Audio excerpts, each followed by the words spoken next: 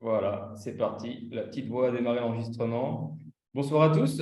Donc, bienvenue à cette petite session dédiée au demi-fond au 3x500. Je vais commencer par partager mon écran. Alors, je suis content, il y a plein de petits nouveaux ce soir. Loïs qui s'était encore jamais connecté. Nathalie que je ne connais pas, je ne sais pas d'où tu es connecté. En tout cas, c'est chouette. On a des petits nouveaux, ça fait plaisir. On a des collègues du Gabon également qui n'étaient encore pas intervenus. Ça veut dire que notre communauté est de plus en plus vivante. Donc, comme je le disais, n'hésitez pas à brancher vos micros, à intervenir, de façon à ce que je ne sois pas tout seul derrière mon petit ordinateur. Merci à toi d'animer ça, en tout cas, c'est toujours utile pour les collègues. Bah écoute, de rien, je vais essayer de faire au mieux. Alors, je vais lancer mon petit diaporama. C'est parti. Alors, avant chaque début de session, Jim et moi, qui est mon collègue intervenant sur cette communauté, il y a à peu près 1 an et demi, quand on a commencé, on a décidé d'avoir une petite activité brise-glace qui permet de mieux se connaître. Et en fait, l'idée, c'est de partager une émotion de sport. Donc, les collègues peuvent nous envoyer des petites vidéos de quelque chose qui les a fait vibrer, qui leur a plu, et d'un moment sportif qui les fait vibrer, quoi. Et aujourd'hui, on a une collègue du lycée Jean Mermoz d'Abidjan qui nous partage une petite vidéo. Vous allez vite comprendre que c'était une athlète de haut niveau en GRS. Alors, elle n'a pas pu se connecter ce soir parce que son fils s'est blessé en EPS aujourd'hui. Pas de bol. J'aurais bien aimé qu'elle nous parle de son émotion de sport. Mais elle, ce qu'elle kiffe en sport, c'est ça. One hoop, one ball, two clubs and a ribbon. Those four routines will decide the outcome of the women's individual rhythmic gymnastics. 10 women are now one signature move away from Olympic gold. Well, Margarita Mamoun is setting a few quiet words to herself. In her only shot at Olympic immortality, will Margarita Mamoun remain in the shadows of her biggest nemesis? On va regarder une petite minute, vite fait. Wait for it.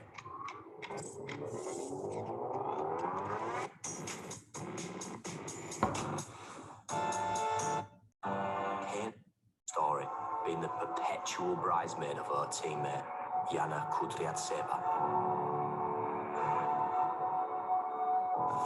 Will this be the moment that repeated runner-up breaks out of Yana's shadow? She's only... Bon, voilà, on va passer là-dessus assez vite. Tout ça pour dire que cette collègue, ce qu'elle aime, c'est la GRS et c'est ça qui la fait vibrer. Si vous avez envie de partager vos émotions de sport pour chacun des débuts de session, surtout n'hésitez pas. Il y a un petit fichier qui est en ligne sur Cifadis que vous pouvez consulter avec toutes les émotions qu'on a eues partagées par plusieurs collègues depuis pas mal de temps. C'est assez sympa et ça nous permet d'apprendre à mieux nous connaître en début de session. Ça va? Ça a l'air d'aller. Très bien. Alors, c'est parti. Notre petit temps d'échange aujourd'hui d'une 40aine de minutes à peu près, donc est dédié au demi-fond et plus précisément à l'épreuve de 3x500, donc qui se fait principalement en lycée. Alors, petit rappel, donc on est dans la famille des activités du champ d'apprentissage numéro 1. Donc, le champ d'apprentissage numéro 1 dans les programmes français, c'est tout ce qui concerne les courses de demi-fond, de haies, de relais, les sauts en hauteur, longueur, les lancers et toute la partie natation. Donc, natation longue, natation de vitesse. Alors, j'ai une première question à vous poser, c'est est-ce que dans vos établissements respectifs, vous faites des activités du champ d'apprentissage numéro 1? N'hésitez pas à prendre la parole. Oui, moi perso, je fais demi-fond. Ouais. Et après, c'est pas 3x500, c'est 2x500 et 2 fois 1 minute 30. Ouais, c'est intéressant. Tu nous expliqueras pourquoi ces choix tout à l'heure. Et donc, on en parlera tout à l'heure. Et Ok. tu as d'autres activités du champ d'apprentissage numéro 1 dans ton bahut? En terminale, non. En terminale, non. Et en cycle 3, cycle 4? Demi-fond, oui, on a demi-fond. Mon collègue, il doit avoir natation, je pense aussi. D'accord, ok. Loïs, pour toi?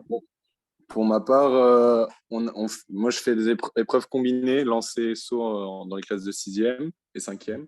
D'accord. Et j'ai du demi-fond aussi sur les autres classes de collège et sur le niveau terminal 3x500. Et j'ai du relais vitesse aussi, qui rentre dans le D'accord. cadre du champ. Donc, pas mal d'activités.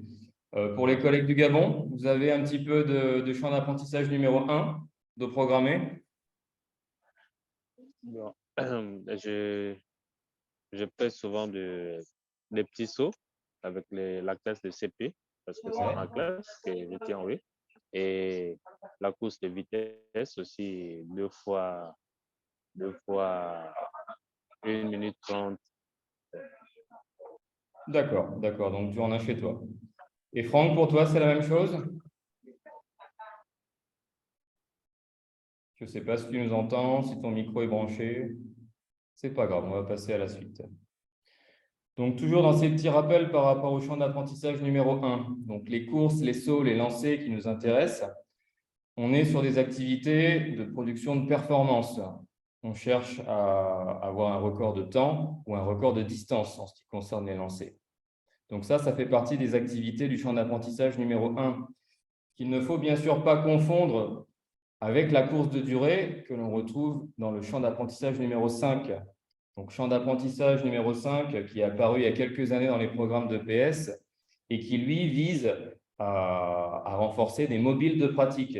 C'est-à-dire qu'on est dans la gestion de la vie physique future et l'élève va choisir un mobile de pratique et son cycle va être construit en fonction du mobile qu'il va choisir.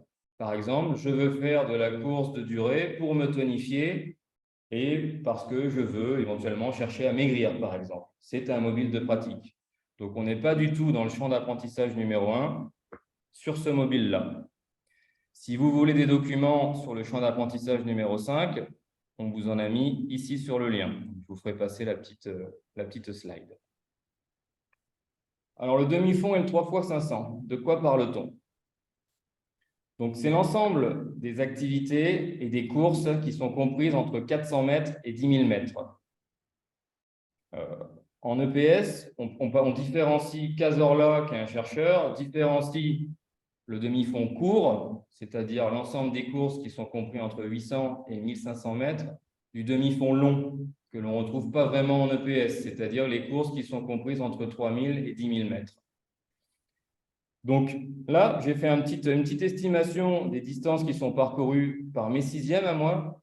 En moyenne, sur 6 minutes de course, ils font à peu près 920 mètres. Donc, on est tout à fait dans du demi-fond court. Et les terminales sur un 3x500 ou 2x500, on est également dans cette famille du demi-fond court.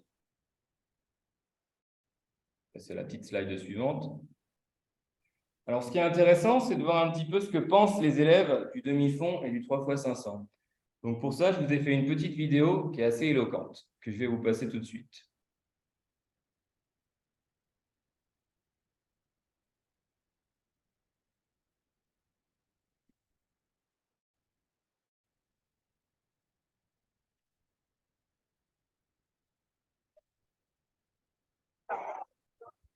Alors, mesdemoiselles, bonjour. On va parler un petit peu de demi-fond. Je voudrais savoir si c'est une activité que vous appréciez. Donc, vous êtes, vous, en terminale et vous faites du 3x500.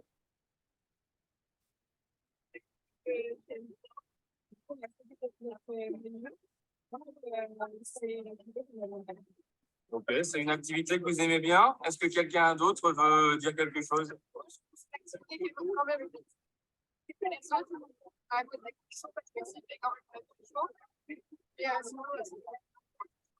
Au-delà des conditions, est-ce que tu peux nous dire pourquoi c'est une activité difficile pour toi?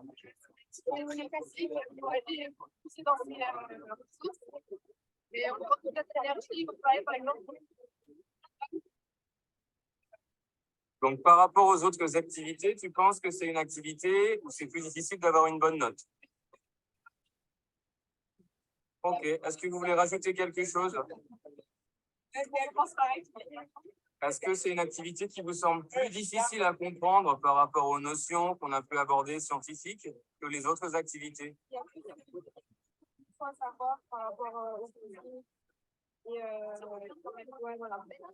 Merci, mademoiselle. Ok. Donc, en fait, ce qui ressort de cette petite vidéo, hop, si j'arrive à retourner sur ma slide, c'est que les élèves, par rapport au demi-fond et aux 3x500 mètres, ils trouvent que c'est une activité qui est plus difficile que les autres. il trouve que c'est une activité où il est plus difficile d'avoir une bonne note. Il trouve que c'est un sport, une activité, une APSA qui est plus fatigante, plus épuisante et dans laquelle on doit donner son maximum. Et c'est une activité où on doit se gérer, être tout le temps dans la gestion et qui est plus difficile que les autres. Est-ce que c'est le ressenti de vos élèves ou est-ce que c'est un petit peu différent chez vous? N'hésitez pas à prendre la parole.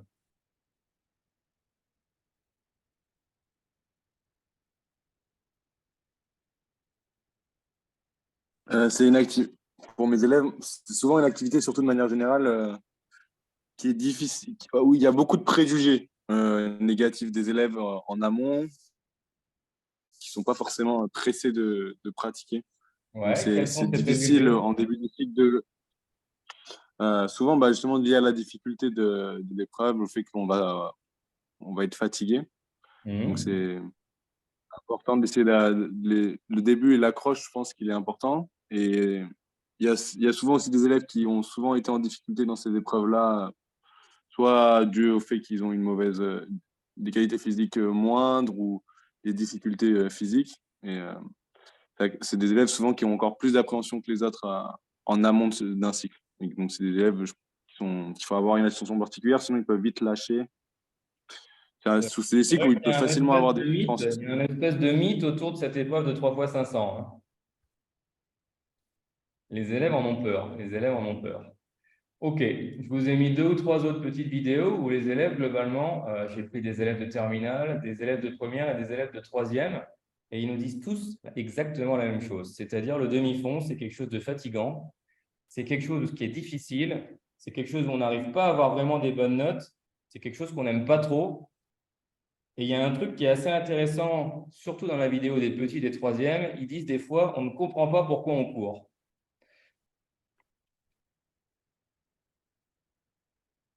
Et c'est là que je viens à ma slide prochaine. Comment faire adhérer nos élèves? Qu'est-ce que vous mettez en place pour que vos élèves y rentrent dans votre cycle de demi-fond? Je vous laisse la parole.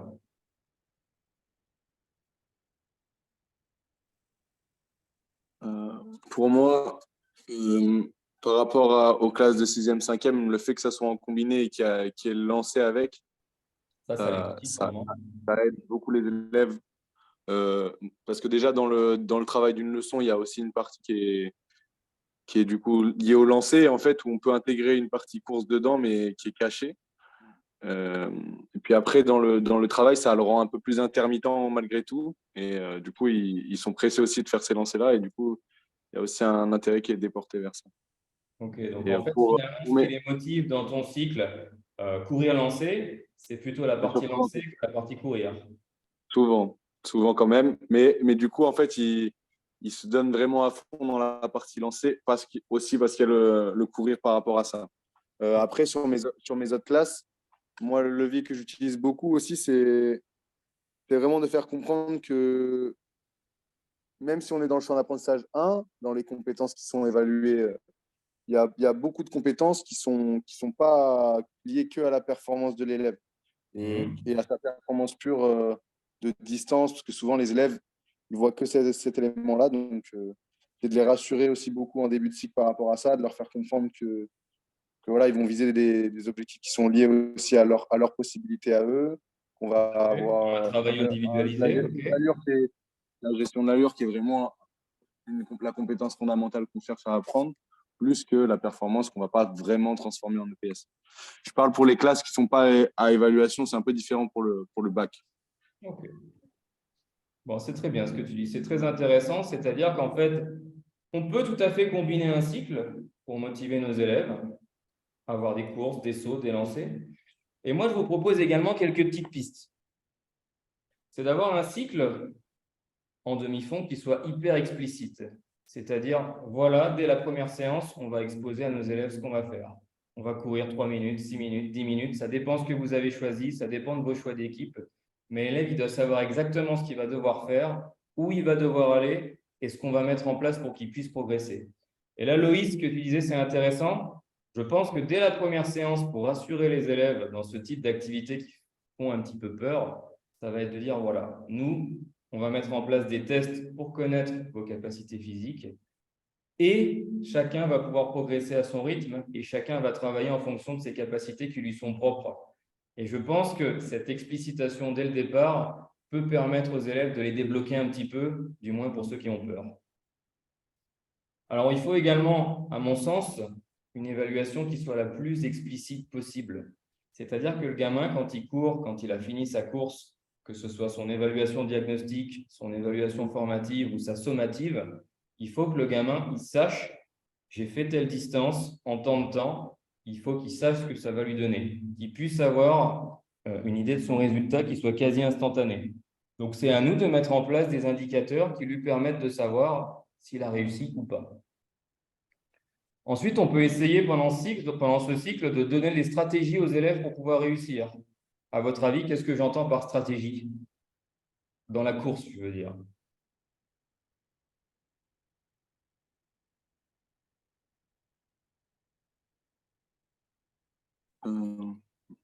Moi, par rapport à ça, il y a la gestion de l'allure quand même qui est un élément important et qui est une des grosses difficultés pour beaucoup d'élèves au début.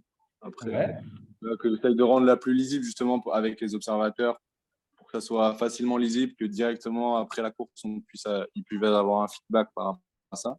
Ça veut Même dire pendant que la pour course. toi, l'une des stratégies en fait, qui peut être mise en place pour que ton gamin il sache s'il a réussi, ça peut être fait par un observateur. C'est déjà ouais, de savoir dès la fin de la course, est-ce qu'il a été capable de gérer son allure, de garder son allure, de pouvoir réaménager son projet de course. Donc, d'avoir des informations tout de suite par rapport à ce qu'il a fait, pour rejoindre ce que tu as dit. Exactement. Après, comme outil qu'on peut leur donner pour réussir, il y a aussi tout le travail technique qui est lié aussi à la course. Et je pense qu'il n'est pas négligeable dans le fait d'améliorer les performances des élèves. Ce n'est pas valable pour tous les élèves, mais pour bon nombre d'élèves aussi au niveau technique de course, c'est compliqué aussi. Ok, c'est intéressant ce que tu dis. Donc, pour réussir, l'élève, il peut savoir s'il a réussi à l'aide d'un observateur, à l'aide de fiches, à l'aide d'outils que vous mettez en place, à l'aide d'indicateurs sonores, à l'aide d'indicateurs visuels. Je sais notamment que j'ai déjà connu des collègues qui utilisaient la vidéo. C'est-à-dire qu'il y avait une vidéo qui était au-dessus du stade. Il avait une espèce de situation avec des plots avec deux allures différentes. Et les gamins, dès qu'ils avaient terminé leur course, ils allaient voir sur un ordinateur avec une espèce de vision en décalé. Et en fait, ils observaient eux-mêmes et ils pouvaient savoir s'ils avaient utilisé leurs deux types d'allure en regardant la vidéo. Et il y avait certains gamins, on voyait qu'il n'y avait pas du tout de changement d'allure. Donc, ça peut être une idée. Et enfin, pendant tout son cycle, quand on est en demi-fond pour les faire adhérer, l'élève il doit être en mesure de pouvoir quantifier ses progrès. Donc, pour quantifier ses progrès, on peut faire pas mal de choses. On peut faire plusieurs tests de VMA pour voir si on évolue pendant le cycle. On peut faire une évaluation formative pour voir où on en est par rapport au début du cycle. Et tout ça, ça permet à l'élève de passer d'un cycle où il est un petit peu perdu, où il ne sait pas trop vers où il va, il ne sait pas trop pourquoi il court, à un élève qui sait où il va, pourquoi il court, pourquoi il se démène et comment il va faire pour réussir. J'aimais bien cette petite image. Ok. Est-ce que vous avez des questions jusqu'à maintenant ou ça va?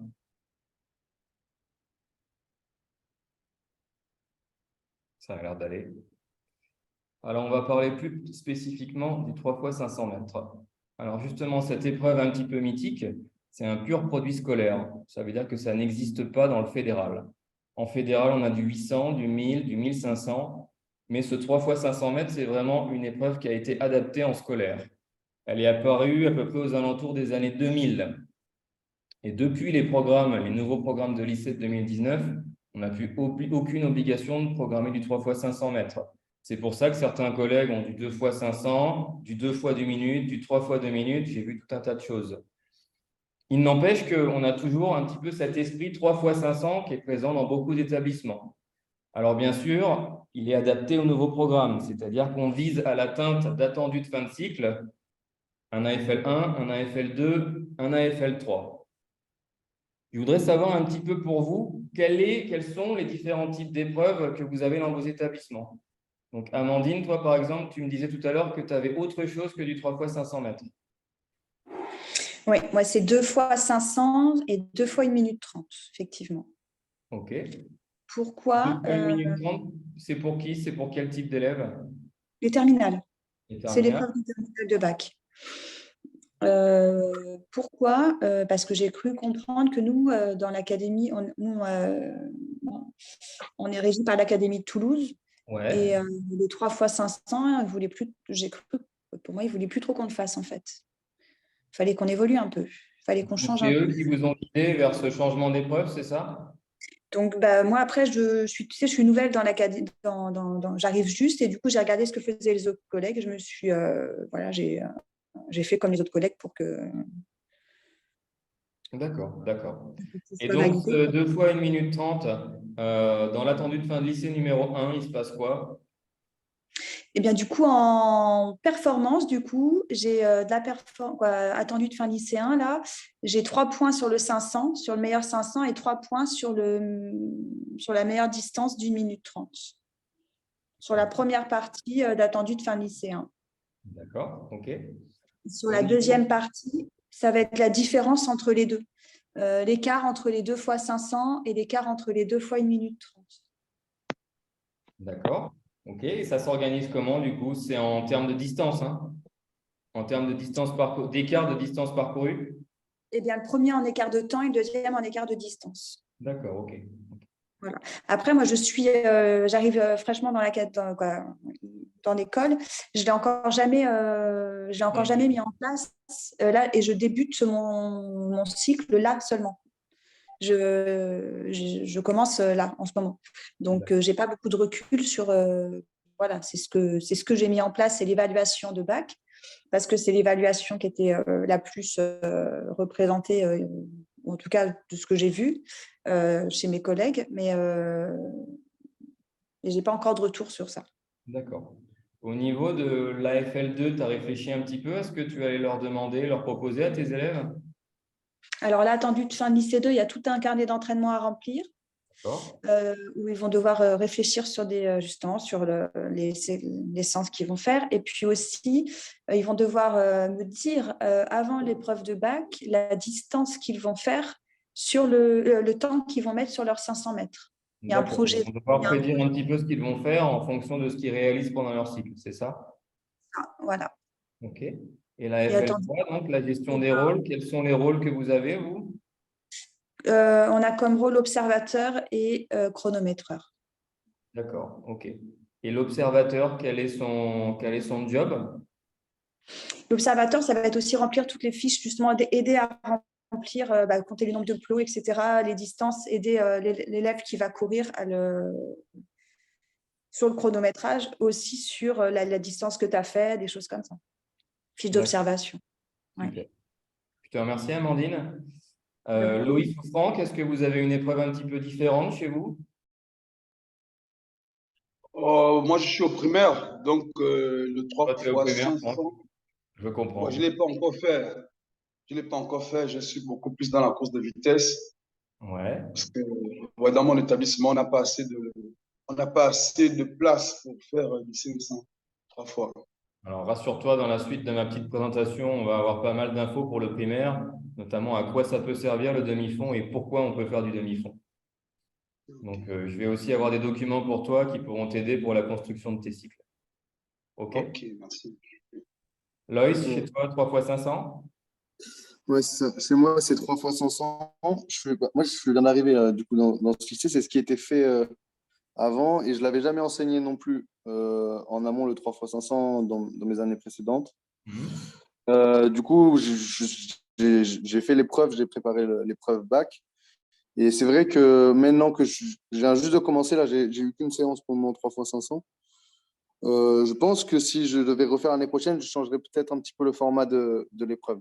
Parce que j'aimerais bien avoir aussi une partie là, comme c'était développé juste avant moi, là, avec une partie liée à un temps plutôt qu'à une distance. Donc, voilà. Après, ça reprend, c'est très proche de ce qui a déjà été précisé par rapport aux AFL 1, 2, 3. C'est plutôt D'accord. classique. OK, je te remercie. Je te remercie. Et avec une partie écart entre les 3 fois 500 mètres, une partie qui est liée bien sûr à la performance du meilleur 500 et pareil sur les deux. Très bien. Moi, je vais vous détailler mon épreuve un petit peu plus loin, vous la présenter, vous présenter ma fiche bac, donc celle du lycée Mermoz à Abidjan, et on reviendra un petit peu sur les différents points et les différents AFL. OK? Alors, le demi-fond. Quel intérêt pour les professeurs d'EPS? Pourquoi est-ce qu'on se lancerait dans du 3x500 ou du demi-fond? Déjà parce que c'est une activité qui est super facile à mettre en place pour faire du demi-fond, que ce soit en cycle 3, en cycle 4, en cycle terminal. Finalement, on n'a besoin que d'un terrain ou d'une piste. Globalement, on peut plus ou moins tous avoir accès à ce type d'installation ou avoir au moins un petit terrain avec un carré de 20-25 mètres pour faire du demi-fond. C'est souvent ce qui se fait en primaire ou en cycle 3, utiliser un petit carré sur un terrain. Comme on le disait tout à l'heure, c'est une activité qui peut permettre d'avoir un suivi individuel des élèves, tout simplement parce qu'on voit l'évolution de la VMA de l'élève, on voit l'évolution de sa capacité technique à courir, c'est ce que tu disais tout à l'heure Loïs, on peut leur apporter des petites choses techniques. On a des élèves qui, quand ils commencent le cycle, courent très mal. C'est une activité qui est intéressante à mettre en place parce qu'on peut facilement faire du transdisciplinaire, notamment sur la compétence 3 du socle commun. On peut facilement faire des ponts avec les professeurs de mathématiques, les professeurs de SVT, sur le travail sur la fréquence cardiaque, sur le travail sur les petits calculs par rapport à la VMA. Et enfin, c'est une activité où il est facile de jouer sur les variables. Un élève, même s'il n'est pas bon, on peut jouer sur le pourcentage de VM1 pour le faire courir quand même. On peut lui réduire le volume de la séance, lui augmenter ses temps de récupération. On peut faire exactement l'inverse pour les élèves qui sont un petit peu meilleurs. Donc, une activité qui est facile à mettre en place pour nous, les professeurs de PS, même s'il n'est pas facile de faire adhérer tous nos élèves. Donc maintenant, l'intérêt pour les élèves de faire du demi-fond, eh bien, il y en a plusieurs. Déjà, on peut leur expliquer que, d'après Michel Pradé, qui est un petit peu notre king de l'EPS et de l'athlétisme, c'est une activité dans laquelle, en 6 à 7 séances, on peut avoir des progrès qui sont réels et une augmentation réelle de la VMA. Ça veut dire que ce qu'on fait, on peut dire aux élèves, on sait que scientifiquement, ça ne sert pas à rien, vous allez progresser. Ensuite, l'intérêt pour les élèves, c'est que grâce à des indicateurs précis, c'est-à-dire les plots qui sont positionnés sur notre espace de course, c'est-à-dire le temps, c'est-à-dire tous les indicateurs internes qu'on va lui apprendre à utiliser, son ressenti, son état de fatigue, sa fréquence cardiaque, il va pouvoir se situer et savoir à peu près où il en est et comment il progresse. C'est une activité qui est sympa pour les élèves parce qu'elle permet de leur donner le goût de l'effort. On a des élèves qui sont de plus en plus sédentaires, de plus en plus sur les consoles, sur les téléphones, surtout dans nos lycées français, et j'ai envie de dire surtout en Afrique ici, où on a beaucoup d'élèves qui sont très assistés avec des chauffeurs, avec du personnel de maison. Donc, donner le goût de l'effort, c'est quelque chose qui me paraît particulièrement intéressant en EPS.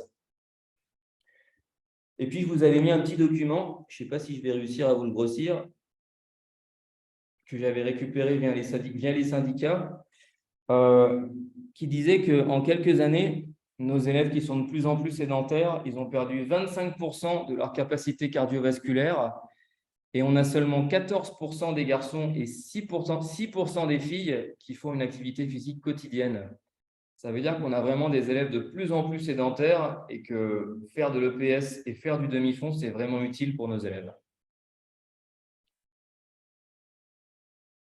Alors ensuite, j'en reviens à ce qu'on disait tout à l'heure, c'est-à-dire l'épreuve de 3 x 500 mètres ici à Abidjan.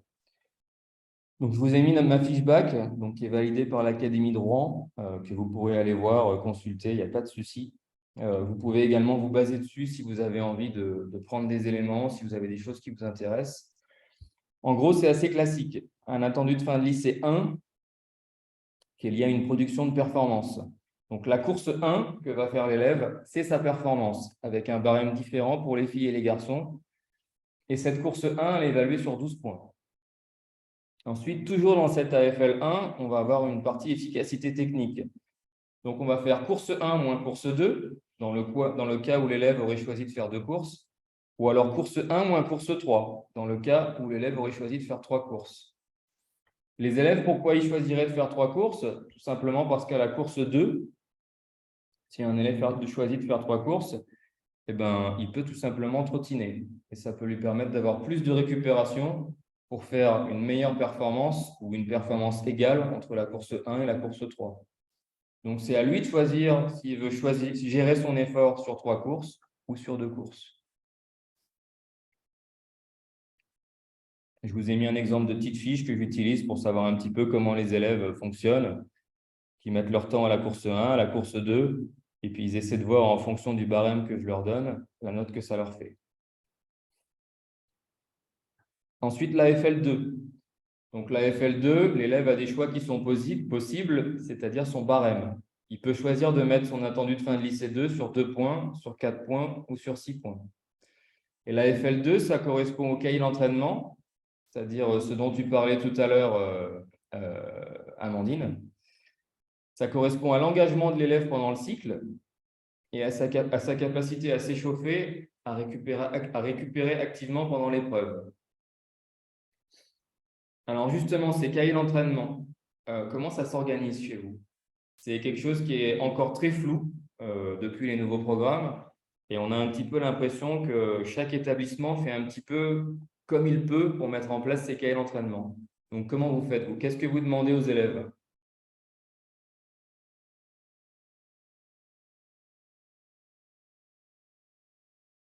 Amandine, Loïs? Moi, je suis en pleine construction de mon carnet d'entraînement. Je dois leur donner lundi prochain. J'attends vos réponses. Non, qu'est-ce que j'ai fait? Eh ben déjà, j'ai refait un bilan un peu. Déjà, je leur donne aussi dans ce carnet, je leur explique ce que c'est qu'un entraînement, varier les différentes, courir des fois plus longtemps, des fois travailler en fractionné, quoi. Je réexplique un peu tout ça. Je réexplique ce que c'est qu'un échauffement. Ouais. Et puis ensuite, dedans, ils vont devoir gérer leur échauffement. Une partie, savoir comment je m'échauffe à chaque début de séance. Il va y avoir une partie, je veux faire ça. Et ensuite, je vais leur laisser des séances libres dans lesquelles ce seront à eux, en fonction de ce qu'ils ont fait avant, de me proposer une séance. Sachant que dans le cadre d'entraînement, justement, dans la partie un peu plus théorique que je leur donne des exemples de séances type à faire. Parce qu'en fait, moi, mes terminales, je ne sais pas comment vous faites, vous, mais il n'y a pas beaucoup de séances. Finalement, c'est court, c'est très court le cycle terminal. On est à 8-9 séances, ça va très, très vite. On est exactement comme toi, ça va très vite. Ça va très vite. Exactement. Et donc, en fait, moi, je les incite à pratiquer en dehors, faire des petits footings, des choses en dehors de mon cours. Donc, j'aurais préparé aussi une feuille pour qu'ils puissent me noter tout ce qu'ils font en dehors. Parce qu'en fait, s'ils ne font que mes 2 heures, effectivement, ça ne va pas être la même chose qu'un élève qui va vouloir s'entraîner en dehors, quoi, de mes heures de cours. Donc, Ok. donc voilà. C'est exactement pareil pour moi. Je leur dis souvent que aller faire un petit peu de course dehors, aller faire un petit peu de tapis pour ceux qui sont vraiment en ville et qui ne peuvent pas courir en extérieur, ça peut compléter un petit peu le cycle de 3 fois 500 parce que c'est vrai que c'est vraiment très court. Alors justement, par rapport à FL2, vas-y Loïs. Non, mais c'était très rapide. C'était pour dire que c'était pareil que mon carnet d'entraînement, il était en cours de construction. Donc, je n'avais pas d'apport particulier. J'étais en train justement de réfléchir par rapport à ça et je comptais sur ça pour m'aider aussi et m'aiguiller. Alors, Donc, voilà. voilà. Après, je vous rejoins moi aussi sur ce que je leur demande, c'est qu'effectivement, le cycle il va très, très vite et que le cycle ne peut pas se suffire à lui-même pour vraiment permettre des progrès notables. C'est-à-dire qu'il peut y avoir des progrès quand même qui sont pour ça, surtout pour les élèves les plus en difficulté. Mais pour faire des réelles avancées par rapport à ça, ils ont besoin d'au moins pratiquer une fois par semaine en dehors, je pense. Clairement. Donc, alors, moi, voilà la petite trame de cahier d'entraînement que je leur donne. En leur expliquant, bien sûr, que ce n'est pas quelque chose qu'ils doivent forcément suivre, mais c'est quelque chose pour les aider. Parce que la première année que j'ai lancé ce truc-là, j'ai les élèves qui m'ont fait un copier-coller de la trame et qui m'ont simplement répondu aux questions. Et je leur ai dit, ce n'est pas ça qui est attendu. Ce qui est attendu, c'est que vous apportiez des compléments scientifiques, c'est que vous apportiez des séances que vous construisez vous-même et qui répondent aux problèmes de votre partenaire.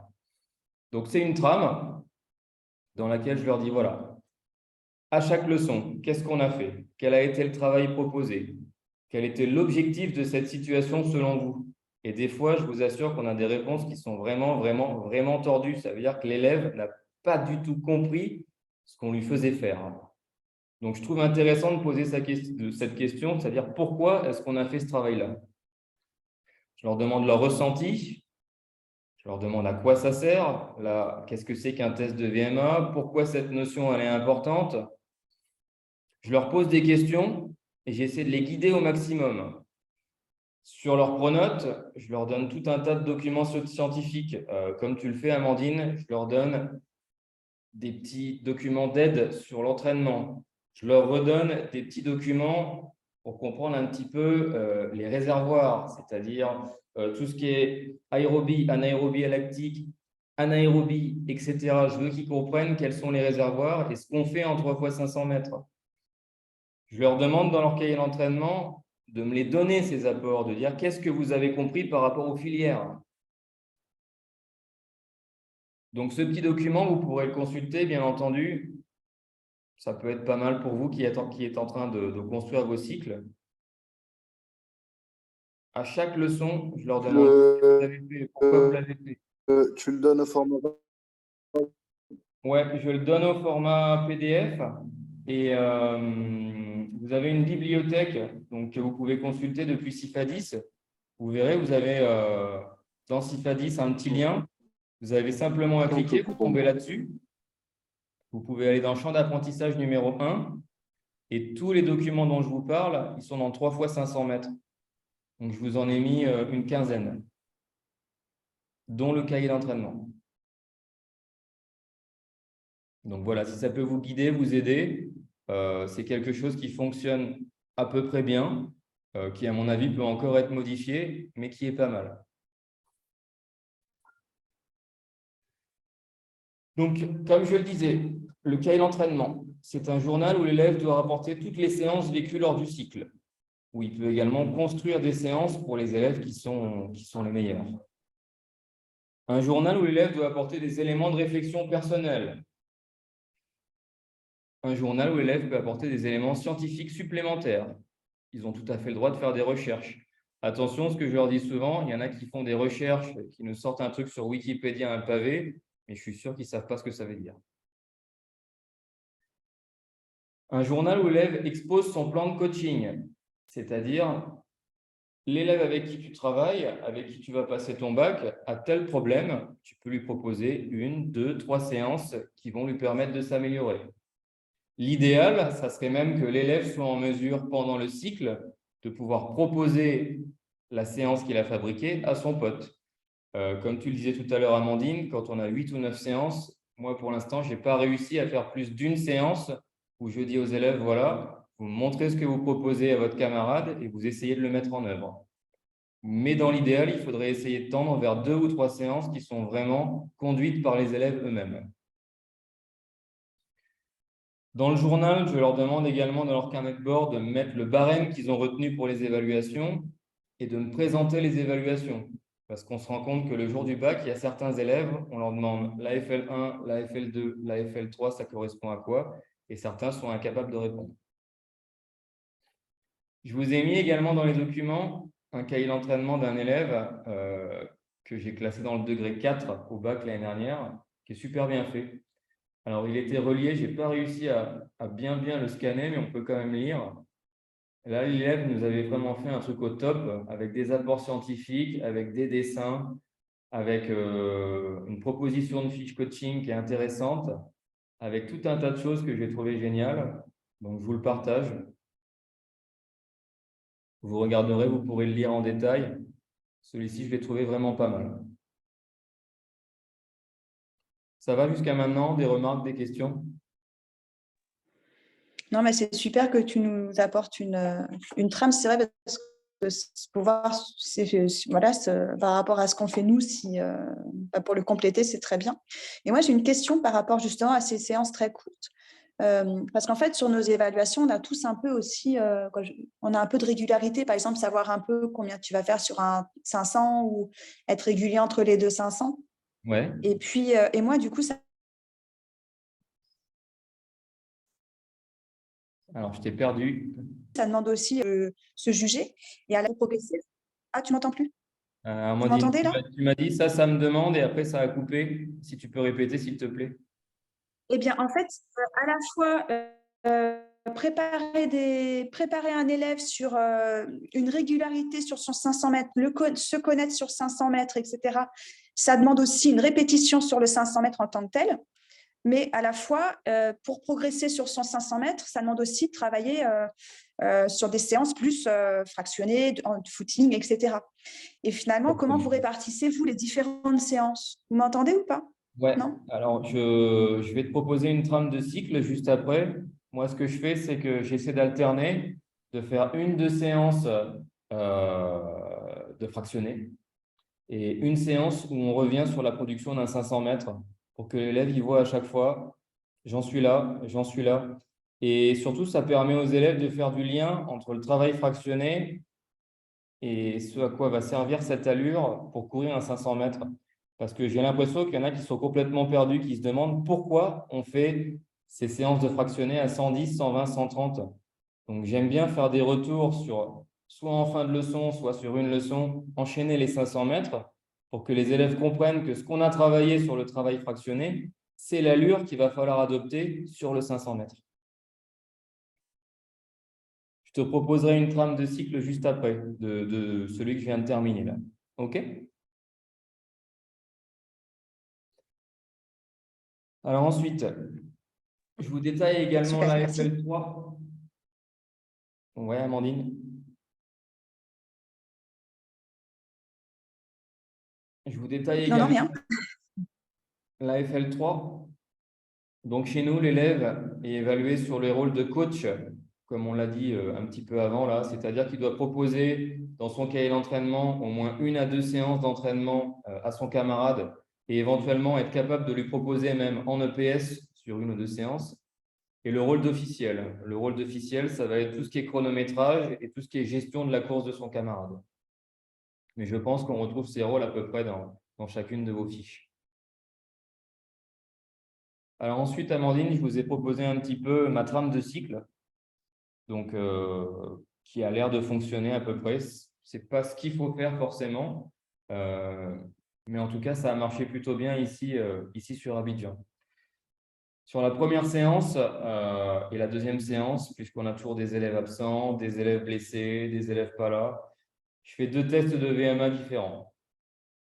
Dès la deuxième séance, si j'ai le temps, je pars sur la réalisation d'un 500 mètres, voire sur la réalisation d'un 3 fois 500 mètres, pour que les élèves voient à quoi correspond l'épreuve et qu'ils puissent tout de suite se situer. Alors, ça fait un peu peur aux élèves parfois, parce que dans cette deuxième séance, ils se rendent compte qu'à la FL1, en tout début de cycle, vu qu'ils n'ont pas géré leur allure et vu qu'ils ne connaissent pas l'allure à adopter en 500 mètres, certains, dès cette première ou deuxième séance, se rendent compte que finalement, sur 12, ils ont 2 ou 3. Mais c'est quand même intéressant parce que ça permet de leur dire voilà à quoi va servir le travail qu'on va faire ensuite. Sur la deuxième séance et la troisième séance, je suis sur du travail fractionné. Mais tu vois, quand même, en fin de séance, je leur fais faire un 2 fois 250, ce qui permet de réinvestir ce qu'on a fait en fractionné juste avant.